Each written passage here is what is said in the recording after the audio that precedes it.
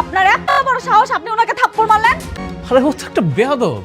যখন পুরা ইনভেস্টটা হয়ে যাইব তখনই খেলা শুরু। এগুলো আর আমার বিয়েটা এখন আর কেউ ঠেকাতে পারবে না। প্রিয় বৃষ্টি, জানি না কিভাবে আমি আমার ভালোবাসার কথা তোমাকে জানাবো। সারা রাত বাইরে থেকে আসলেই তো পারতে। তুমি না অকারণে আমাদেরকে ভুল বুঝছো।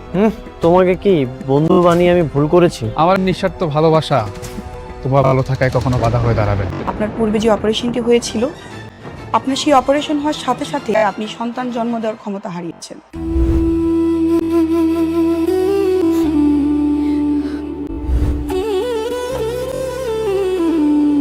বৃষ্টি, অনেক ক্ষুধা পেয়েছে, চল একসাথে বসে খাবো, চল।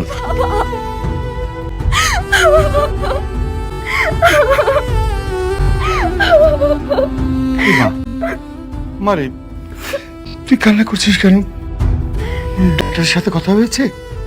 হ্যাঁ বাবা, কিন্তু ডাক্তার বলেছে আমি আর সত্যি কোনোদিন মা হতে পারবো না। আরে কি বলছিস?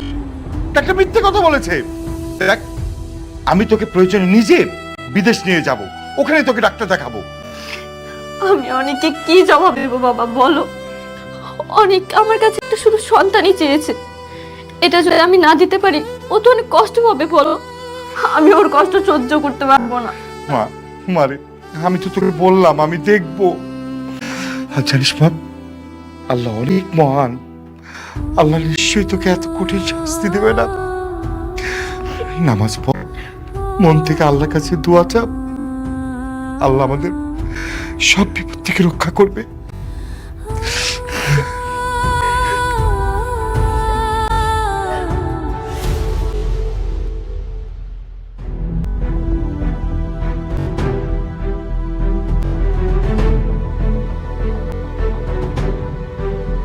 ফকিন্নির বাচ্চা, এত বড় একটা কোম্পানির মালিক হয়ে গেল।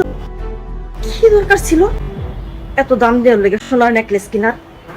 10 লাখ টাকা দিয়া নেকলেস কেনার কোনো দরকার ছিল? আমি এত দাম দিয়ে কেন কিনেছি এটা আপনি বুঝুন। আরে ওই বস্তির ফকিন্নির লেগা একটা কম দামি জিনিস কিনা দিলে হইতো। খামাখা তুমি এতগুলো টাকা নষ্ট করলা বাবা। বাবা, চাচি কিন্তু খারাপ বলেনি, ওরে একটা নকল কখনো দিয়ে দাও। আর এইটা আমার মেয়ের জন্য রেখে দাও, ও কিন্তু নকল বুঝবে না। আপনারা সামান্য এই 10 লাখ টাকার কথা ভাবতেছে, ওই রকম শত শত নেকলেস কিনতে পারে। ওই ফকিন্নির লেগে তুমি 10 লাখ টাকা দিয়া সোনার নেকলেস কিনছো। কই আমার মায়ের লেগে তো তুমি 10,000 টাকা দিয়ে একটা কিছু কিনে দাওনি বাবা। আপনাদের মেয়ের কথা বাদ দেন তো, এখন শুধুমাত্র মেঘলার কথা ভাব। যে কোনো ভাবে হোক ওকে রাজি করাতে হবে, দরকার হলে ওর পায়ে ধরবেন। হ্যাঁ, আমি ও রাজি না হলে?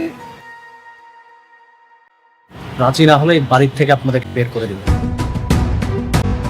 তখন গিয়ে রাস্তায় থাকবেন।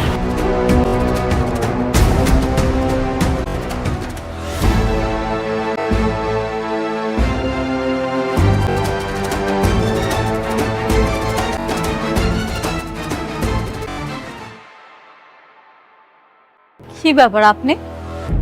আপনারা না কইছি আপনার কাজ না থাকলে আমার অফিসে আইবেন না। আপনি তো আইছেন লগে করে আবার হ্যাগো হয়ে আইছেন।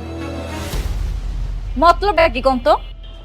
আপনার জন্য একটা গিফট নিয়ে এসেছি, আর এটা দেওয়ার জন্য আমরা আসছি। শোনো, অনেক দাম, 10 লাখ টাকা দিয়ে কিনছি। তুমি তো সারা জীবন বস্তিতে থেকে আইছো, এত দামি জিনিস কোনোদিন চোখে কি দেখছো? ইয়ে মানে আনছে যেহেতু, মানে ভালোবেসে আনছে তো জিনিসটা নিয়ে নাও। ছেলেটার মনটা কিন্তু অনেক ভালো। আর এটা তোমাকে অনেক মানাবে, আমি অনেকগুলো দোকানে দেখে এটা দিয়ে এসেছি। সত্যি? ও আল্লাহ, এত দামি নেকলেস! আমি তো খুব খুশি হয়েছি। আমার অনেক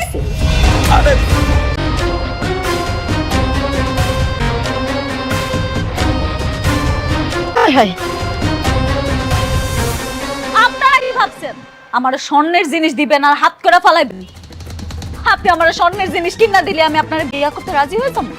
এত সহজ? বৌমা, এত দামি জিনিস আর তুমি এমনি ফেলাই দিলা? তুমি কি আমার দামি জিনিস কোনোদিন চোখে দেখছো?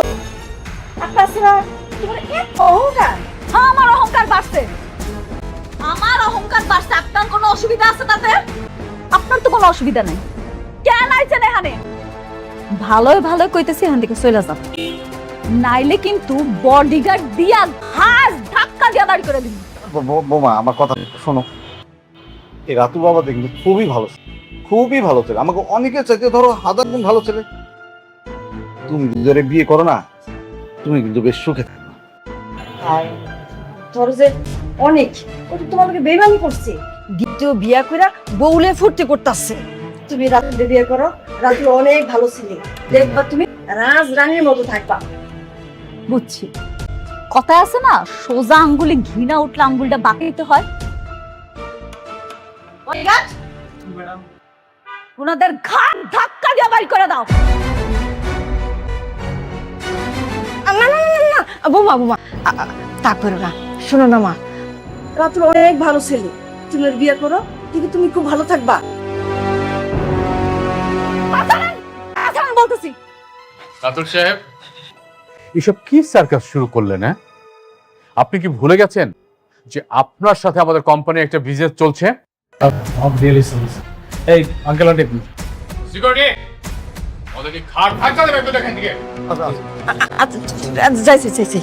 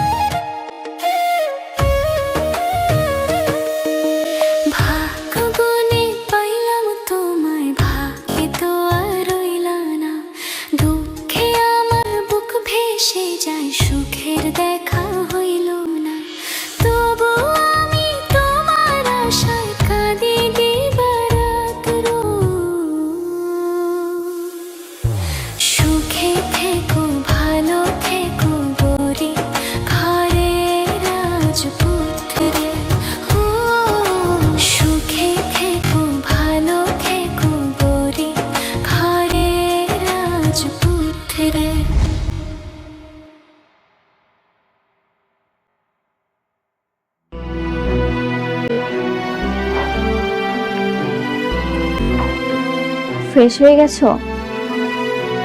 কি খাবে তুমি? নুডলস বানিয়ে এনে দিই? বৃষ্টি, বসো এখানে।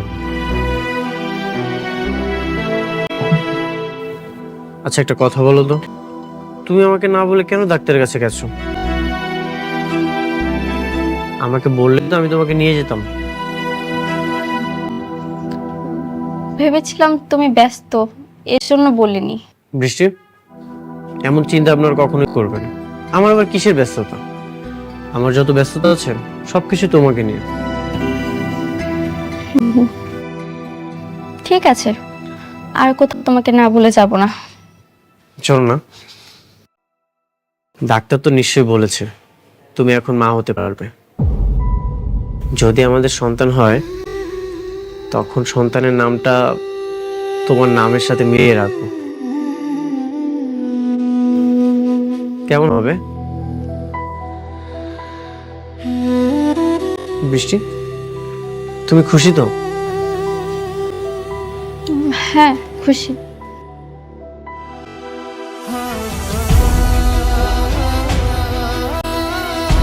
তোমার চোখে পানি কেন?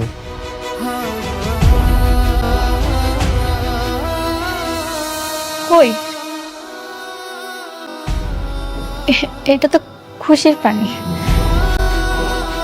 বৃষ্টি, হ্যাঁ বাবা। আসবো? হ্যাঁ, আসো। বৃষ্টি, ও তুমি, হ্যাঁ তুমি অফিস থেকে কখন আসলে? এই তো কিছুক্ষণ হবে। আচ্ছা শুনো, আজকে রাতে আমার একটা প্রোগ্রাম আছে। কিসের প্রোগ্রাম বাবা? ওই যে আমাদের সবচেয়ে বড় প্রজেক্টটা আছে না, তার মালিক আনিসুর চৌধুরী, তার মেয়ের এঙ্গেজমেন্ট, আমাদের সবাইকে দাওয়াত দিয়েছে। বৃষ্টি, তুইও রেডি থাকিস, আমরা সবাই মিলে প্রোগ্রামে যাব। ওকে? ঠিক আছে বাবা। কথা বল তোরা, আমি যাই। বিয়ের পর তো আমাদের একসাথে কোনো প্রোগ্রামে যাওয়া হয়নি, ভালোই হবে এই প্রথম আমরা কোনো প্রোগ্রামে যাব একসাথে।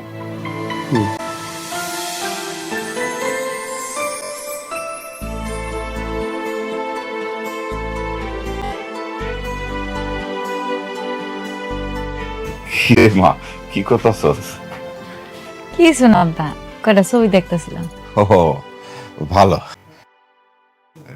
মারে, এই তোর একটা কথা কইতে চাইছিলাম, কমু? হ আব্বা, কও কি কথা? না হয়েছে কি, ওই অনেকেই তো মনে কর দুই বিয়া কইরা সংসার করতেছে, দুই বউর সাথে মিলমিশও আছে। তো বলছিলাম যে তুই যদি ক্ষমা কইরা দে একসাথে। আব্বা আমি পারবো না। আমি আমার স্বামীর ভাগ অন্য কাউরে দিতে পারতাম না। তুই মাইনা না নিলে কি হইব? সে তো ঠিকই আর একটা বউ নিয়ে দিব্যি সংসার করতেছে। করতেছে, আমার পিঠ পিছে করতেছে, আমার সামনে তো আর করতেছে না। আমরা 2-3 মিলে এক লগে সংসার করুম জীবনে। তাহলে তুই কি করবি? তোর জীবনটা কি এমনি যাইব নাকি? আর কয়দিন পরে তোর সন্তান জন্ম নিব, তার পরিচয় কি করবি তুই? একটা না একটা উপায় ঠিকই হবে আম্মা।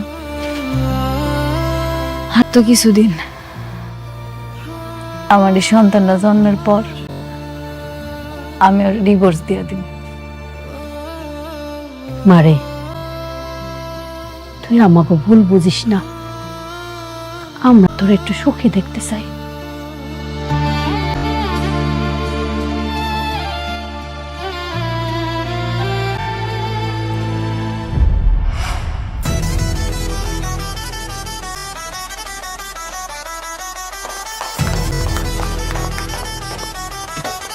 হ্যালো রবি সাহেব, আসুন আসুন। আসসালামু আলাইকুম। ওয়ালাইকুম। কেমন আছেন আপনি?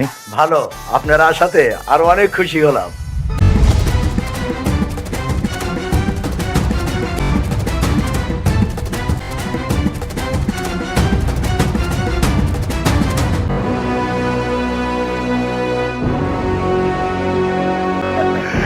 আচ্ছা, পরিচয় করে দিচ্ছি।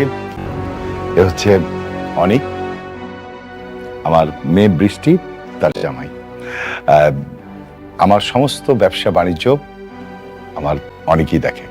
হ্যালো ইয়ং ম্যান, অল্প বয়সে অনেক বড় দায়িত্ব নিয়েছো, একদিন অনেক বড় হবে। দোয়া করবেন আঙ্কেল।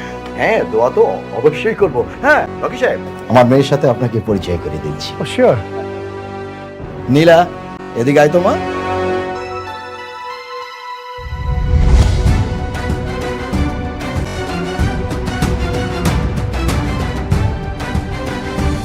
বাবা, হ্যাঁ।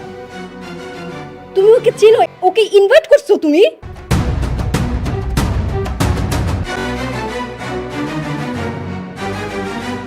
তুই কি ওকে চিনতি? হ্যাঁ, খুব ভালো করে চিনি। তোমাকে বলেছিলাম না, আমার জন্মদিনের সময় একটা ছেলে আমাকে থাপ্পড় মেরেছিল, এটাই সেই ছেলে। ওয়াইসি, এই সেই ছেলে? হ্যাঁ বাবা, একটা বস্তির মেয়ের জন্য আমার গায়ে থাপ্পড় মারে আর সেই দিনের জন্মদিনটা মাটি করে দেয়। আমি কত রাত সেই অপমানের কারণে ঘুমাতে পারিনি। রকি সাহেব, আমার মেয়ে আপনার মেয়ের জামাই সম্বন্ধে এসব কি বলছে? অনেক, উনি যা বলছেন তা কি সত্য? হ্যাঁ বাবা, যা বলছে সবই সত্য। এটা একটা মিসআন্ডারস্ট্যান্ডিং ছিল, তবে মিস্টেকটা মিস নীলারই ছিল। চুপ করো বেয়াদব! একটা ফকিন্নি বস্তির মেয়ের জন্য তুমি আমার গায়ে হাত তুলছো, আমাকে অপমান করছো। কিন্তু নীলা রকি সাহেবের মেয়ে। না বাবা, ওই মেয়ে বস্তিতে থাকে, ফকিন্নি। রকি সাহেব, আপনার মেয়েকে এমন একটা ছেলের সাথে বিয়ে দিয়েছেন যে কিনা বস্তিতে আরেকটা বউ নিয়ে থাকে। আঙ্কেল, ওটা আমার অতীত ছিল।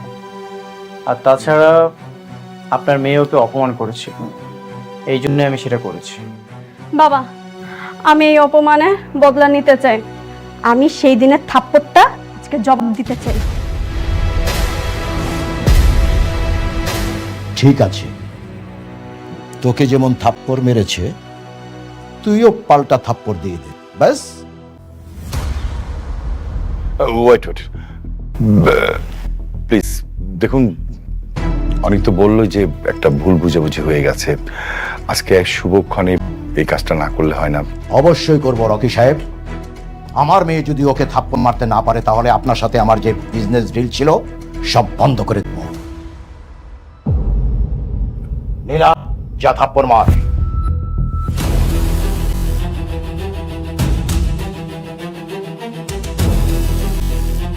হাত ছাড়ো আমার।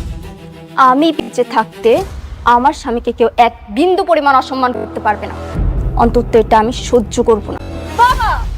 রকি সাহেব, আমি আবার বলছি, আমার মেয়ে যদি ওকে থাপ্পড় মারতে না পারে তাহলে কিন্তু আপনার সাথে আমার সব কাজকর্ম আমি সব বন্ধ করে দেব, কথাটা মনে রাখবেন।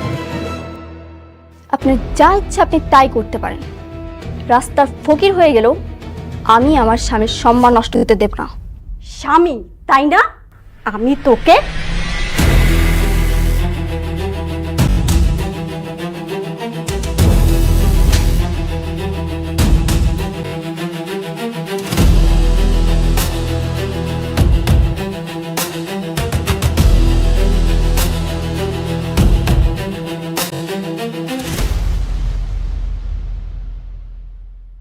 বিজনেস বিজনেসের জায়গায়, আর আত্মসম্মান আত্মসম্মানের জায়গায়। আপনারা আমাদেরকে এখানে ইনভাইট করেছেন, আর ইনভাইট করে এনে আমাদেরকে অপমান না করলেও পারতেন। বৃষ্টি, চলো। দেখুন, আমি তো আপনাকে বলেছিলাম যে ছোটখাটো বিষয় নিয়ে এই ঝামেলাটা না করলেই পারতেন, শুনেন নাই। আসি, আসসালামু আলাইকুম।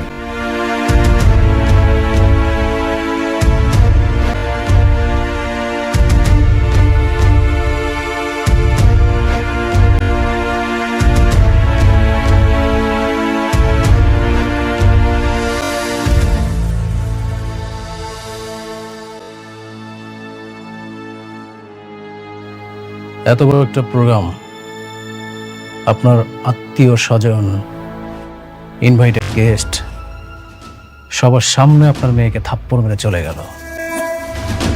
ও শুধু আপনার মেয়েকে থাপ্পড় মারেনি, আপনাকে চরমভাবে অপমান করেছে। ও ভাই দেবে, আমি রাতুল রাজ। রাতুল, আমি তোমার সম্বন্ধে সব খোঁজ খবর নিয়েছি। তুমি শালিমা গ্রুপ ইন্ডাস্ট্রি যে ভালোই কাজ করছো। আচ্ছা রাতুল, আমি যদি তোমাকে কাজ দিই, তুমি কি কাজ করবে? কোর্স অবশ্যই করব। তাহলে ওই ছোট লোকের বাচ্চাকে যেই কাজটা দিয়েছিলাম সেই কাজটা আমি তোমাকে দিতে চাই। কিন্তু ওরা তো এমনিতেই শালিমা গ্রুপের কাজ না পেয়ে অনেক চাপে আছে, এখন তো ওদের অনেক সমস্যা হবে। আমি চাই ওরা পথের ফকির হয়ে যাক। বাবা, আমিও চাই ওরা পথের ফকির হোক। বাবা please. You're right, clever girl, ও ঠিক বলেছে। তাহলে ডেল। ঠিক।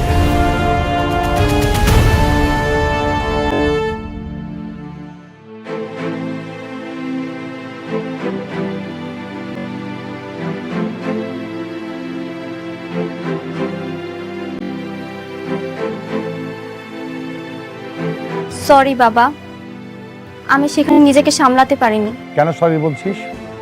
তুই যে কাজটা করেছিস একদম ঠিক কাজ করেছিস। শোন মা, মানুষের জীবনে টাকা পয়সার চেয়ে সম্মানটা গুরুত্বপূর্ণ। বাবা, আমি ভাবছি উনি হয়তো আমাদের প্রজেক্টগুলো বন্ধ করার চেষ্টা করবে। পারবে না, অলরেডি 60% কাজ ডান। ওরা আমাদের প্রজেক্ট বন্ধ করতে পারবে না। স্যার, একটা খারাপ খবর আছে। কি খবর? আনিস চৌধুরী আমাদের সকল প্রজেক্ট বাতিল করার নোটিশ দিচ্ছে। কেন, কি হয়েছে?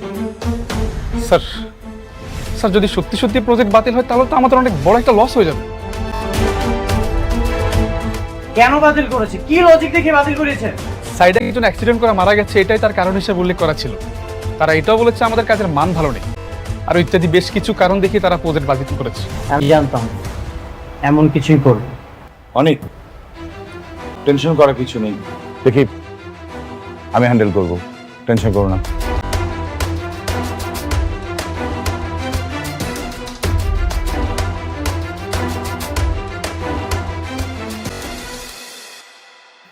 না, আমাদের ফকির হলে চলবে না, যেভাবে হোক আমাদের একটা উপায় খুঁজে বের করতে হবে। কিন্তু কি করবো বাবা, আমি তো ভাবতেই পারছি না। আপনি এতটা নড়বড়ে চুক্তি করেছেন, আমাদের পজিশন তো খুব ভালো ছিল, আমরা এটাকে খুব ইজিলি সলভ করতে পারতাম। হ্যাঁ, সেটাই আমার জীবনে চরম ভুল ছিল। আচ্ছা অনিক, বাবা তোমাকে একটা কাজ করতে হবে। কি কাজ বাবা? না মানে আমি শুনলাম যে সালিমা বিল্ডার্স কিছু নতুন প্রজেক্ট ক্লায়েন্টদেরকে দেবে। তো তুমি ওখানে গিয়ে যদি প্রজেক্ট বের করে আনতে পারো, তাহলে এই প্রজেক্টগুলো দেখিয়ে আমি ব্যাংক থেকে লোন নিতে পারবো। এই বিষয়টা অবশ্য আমি বৃষ্টি জানবে না, আমি বৃষ্টিকে বলবো না। কিন্তু বাবা, দেখো আমি জানি যে মেঘলা ওখানে জব করে, আমি না বৃষ্টিকে বললাম না, আমরা তিনজনের মধ্যে এই কথাটা গোপন থাকবে বাবা। এছাড়া আমি কোনো ওয়ে দেখছি না। আর তাছাড়া আমাদের কোম্পানি এই কাজটা যদি না করে তাহলে ভীষণ বিপদের মধ্যে পড়ে যাবে। শালিমা বিল্ডার্স থেকে কি আমাদেরকে প্রজেক্ট দিবে? আর ওখানে তো মেঘলা আছে, ও নিশ্চয়ই কোনো না কোনো ঝামেলা করবে। বাবা আমার বিশ্বাস যে মেঘলা তোমাকে দেখলে অন্তত কোনো ঝামেলাই করবে না। তুমি যদি মেঘলাকে বুঝিয়ে বলতে পারো, আই হোপ যে ও রাজি হবে। কিন্তু বাবা খবরদার গরম মাথায় বলা যাবে না, খুব ঠান্ডাভাবে বলতে হবে। স্যার উনি তো তার সন্তানকে অস্বীকার করেছে, এটা নিয়ে তাদের মধ্যে অনেকবার ঝামেলাও হয়েছে। এই মুহূর্তে এরকম একটা প্রস্তাব নিয়ে যাওয়া কি ঠিক হবে? দেখো সাবির, এছাড়া তো ওয়ে নাই। আমরা যদি কাজ না পাই তাহলে আমাদের কোম্পানি তো পথে বসে যাবে। বাবা আমার মনে হয় তোমার যাওয়া উচিত।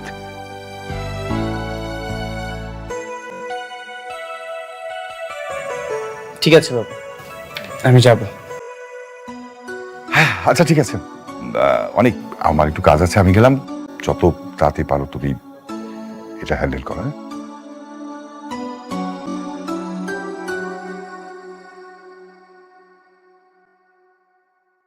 সাব্বির চলো তাহলে আমরা যাই। Okay sir.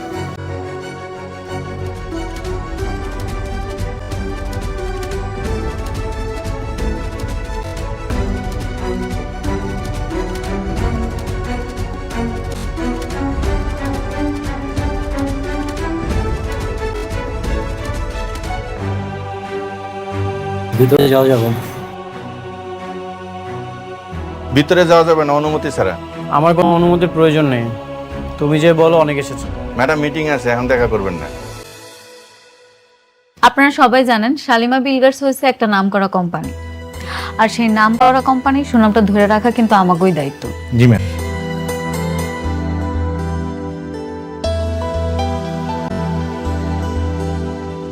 তুমি যে বলো অনেক এসেছে তাহলেই হবে।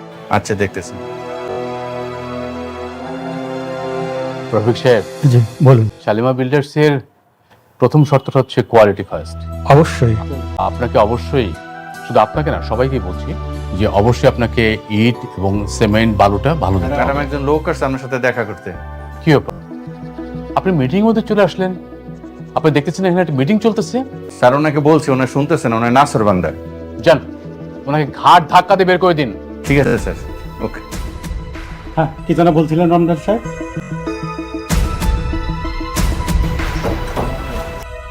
স্যার আপনার কথা বলছি, ম্যাডাম বলছে আপনাকে বের করে দিতে। তুমি আমার নাম বলেছো? জি। আমাকে বের করে দিতে বলেছে? ঠিক আছে, আমি কল দিচ্ছি। আচ্ছা কল দিয়ে দেখ।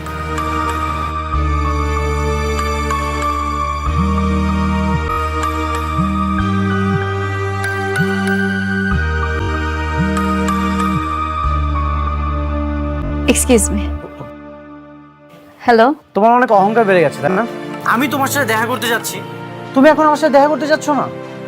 কোটিপতি হওয়ার পর খুব অহংকার বেড়ে গেছে তোমার। কি বলতেছো তুমি এসব? কি বলছি তুমি বুঝতে পারছো না?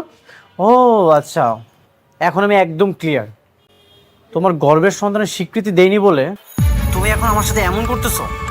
একটা কথা মনে রেখো, এই দিন কিন্তু দিন না, এই দিনকে নিয়ে যাবো আমি সেই দিনে, আর সেই দিন তোমার অহংকার ভেঙে চুরমার হয়ে যাবে। কি তোমার কি মাথা খারাপ হয়ে গেছে? কি সব উল্টাপাল্টা কথা বলতেছো তুমি? সরি। ম্যাডাম, ম্যাডাম আপনি মিটিং কন্টিনিউ করেন, আমি দেখছি। Please carry on. ম্যাডাম। হ্যাঁ ও হ্যাঁ, যেটা বলতেছিলাম আমরা তো আমি চাই সালাম স্যার, সালাম কি আপনাকে চলে যেতে বলা হয়েছে, আপনি এখন দাঁড়িয়ে আছেন কেন? আমি যার সাথে দেখা করতে এসেছি সে কোথায়? উনি আপনার সাথে দেখা করবেন না। দেখা করবে না মানে? ওর এখন অনেক অহংকার বেড়ে গেছে। সালিমা বিল্ডার্স গ্রুপে যিনি মালিক, তাতে একটু অহংকার থাকতেই পারে অনিল সাহেব।